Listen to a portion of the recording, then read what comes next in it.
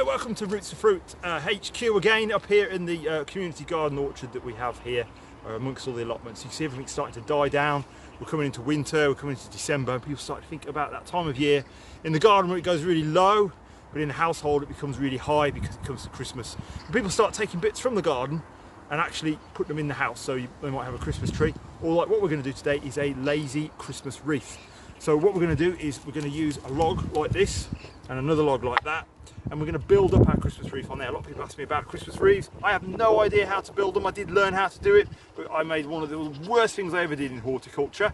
I couldn't get my head around it, so I've come up with a really lazy way that will take you like probably about 20 minutes, half an hour, and I reckon you could probably do a better job even than me.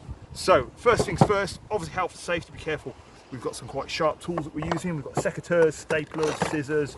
I've got a drill. You don't have to have a drill, you can use a screwdriver, but make sure you pre-drill the holes so that you can get a screw, and that's the thing that's going to hold all of your foliage in place. Different types of foliage that we have. We've got this wonderful conifer. We're going to use this as a canvas or backdrop. It's a nice yellow colour. Contrast it with these lovely bits of holly that we have here, some of it with berries on.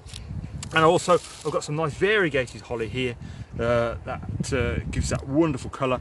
And again, once you start to build these things, you should get at least 2 weeks, if not 3 or 4 or even 5 weeks out of this wreath before it starts to dry out and look absolutely sort of horrible and a bit manky. So what we're going to do is I'm going to show you how to layer up the first plate. So it's literally, and the great thing about this is it is a bit of conifer wood. Most of the stuff that we've got here, other than like the staples, a little bit of plastic, it will rot down. So you haven't got a big, massive impact on the environment. These have all come off trees that we've got here that are locally, that are growing. We have to cut them anyway. And this is pine logs. These are the Leylandii conifers that get cut down, turned into massive monster hedges. So it's all come from pretty much a sustainable source. So first thing I'm going to do is I'm going to stick the hanger in. It's literally just a staple like that. We'll pop it there like that. There we go. So we've got something you can hang it off. You can put some ribbon in there or wire or whatever like that. So it's nice and sturdy, and that's going to hold it in position. So the next thing to do is to start to build up the layers of foliage that are going to go around it. And what's really nice here is conifer. And you'll see here that with the conifer, I'm going to take some of that. Some of it's a little bit too big for this. But what I want to do is try and hide as much of that wood as possible, but create a lovely canvas backdrop on there. And you can see some bits I'm ripping off, some bits I'm putting on. And what you're trying to do is you're trying to create almost like, think of a clock. That's how I think of it. So you're trying to create like a clock that's in there. So I'm just trying to create this feeling of symmetry that's all the way around. But at the same time, we want to be hiding that wood that's at the back there. We want to make it look like a load of magical foliage that's up there. And what I do is some of these bits, I just start stapling them down. I haven't got a very expensive stapler. Some of these staples are struggling to get in a bit, but on some of the thinner bits, you can just hold it in position. So here we go, let's start putting more bits on. So make sure everything's crisscrossing in the middle there. What you don't want is something's away from there, like that. That's no good, it's going to fall off, because what we're going to do is to really hold it all in, I'm going to screw that onto there. That's going to really hold it all down and screw it down really nice and tight. So let's get some more foliage on.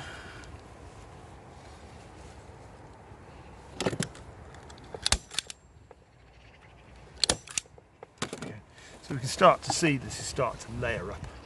You've got that sort of effect, the backdrop that's there. So that's in position now. So we've got that sort of nice fireball of stuff. And so what we want to do is contrast that.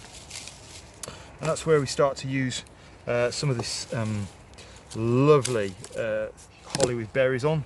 It's very difficult to get holly with berries on before the birds have, of course, eaten it all.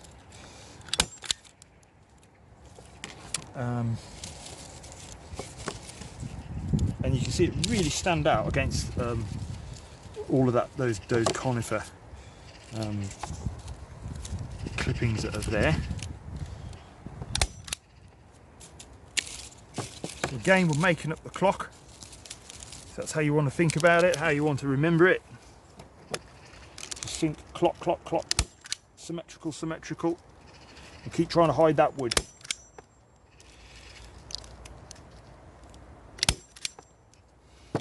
Florists, look away. Don't watch this video because it's a real cheat and it's taken all of the skill out of actually the real proper wreaths that have been built.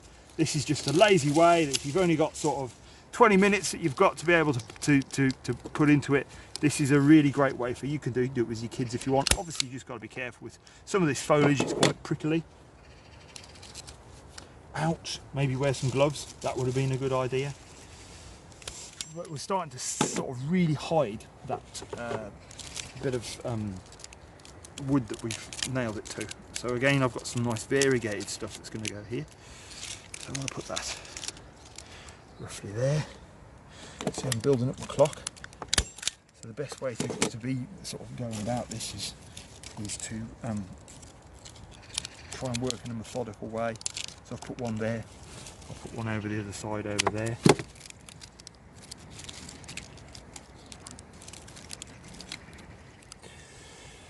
And what I've got here, lovely smelling scented pine. We can put some of that in.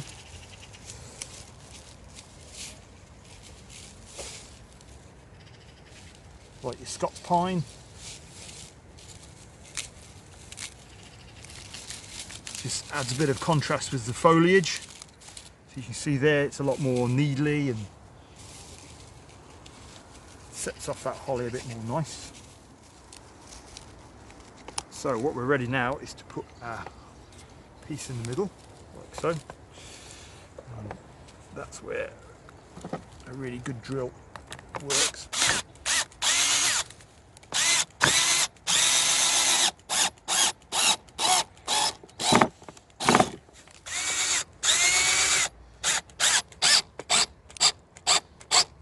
Nice and tight. Tighten that one off there as well. Tighten that one off there as well. I've got another one here. Hopefully I'll be secured it to the kitchen table if you're doing this on the kitchen table. That's really good and tight now. So you can see what we have now. Let's have a look, see, give it a bit of a shake. Looks like it's really falling out, so it's all in position there, and that's what's holding it together. Obviously that's quite ugly. Now some people might put a candle in the middle of that and I'll put it on the table. Obviously I wouldn't recommend you lighting the candle because this is quite flammable stuff, especially that pine there. It will go up, so you could have that as a tabletop display. But what you can do is to finish it off to make it into a really nice sort of decoration for your door. Remember where your hanger is. So let's have a look on here where I put it. There it is. Have it that way around. So if you're going to put one of these lovely bows on there, you could do that. You could put your own ribbons on. Some people have dried out oranges in the oven, and put those on. You can really go tacky and make it like all tinsely. So I've got some bits of tinsel here, just to give it that bit of shine and shimmer. So I've got a bit there. Keep thinking like a clock. A little bit there and there. And so it's starting to look now just incredibly festive.